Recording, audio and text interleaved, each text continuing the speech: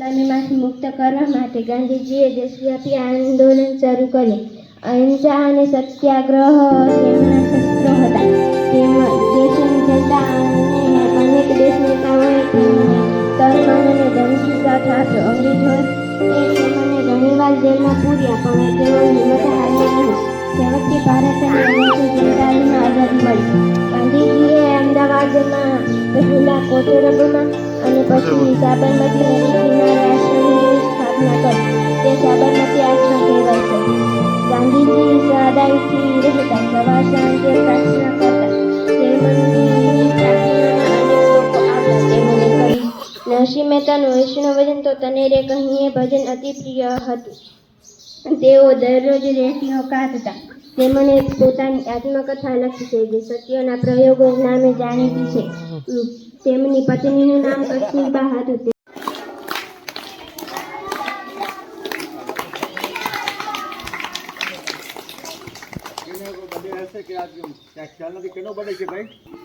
હું ગમે એમ નીકળી નહીં રાંધો જો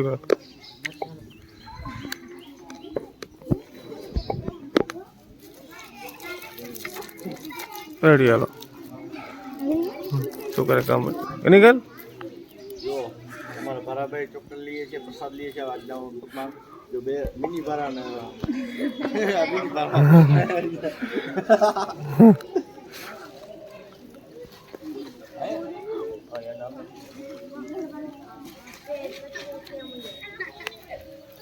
આ કાનો છે અમારો કાનો ગેલ.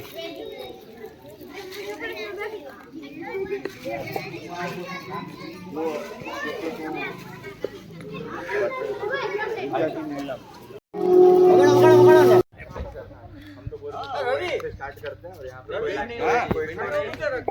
अंदर फ्रिज में वहाँ से ऐसे आना है और यहाँ पे कोई लाइन में कोई लाइन पे फोटो सेशन ले लो, बाद में करते हैं. दूसरा फोटो सेशन हो गया तो भाई बच्चा लेवाने है कॉम्पिटिशन में पार्ट बोलो पक्का तरफ ये भी एक फोटो के लिए मेरा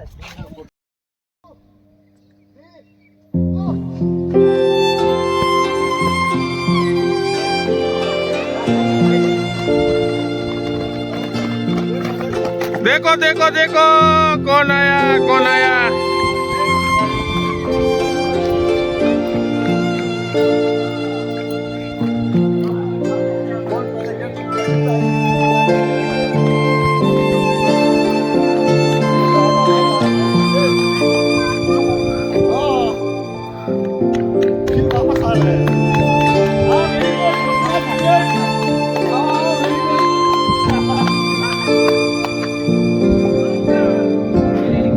ये वाली लाइन है.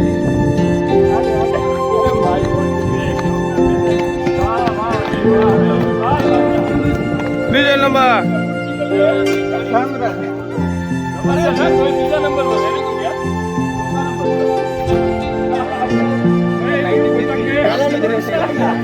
लाल शर्ट वाला नो दूसरा दूसरा इसको तीसरा तीसरे वाला कहाँ गया.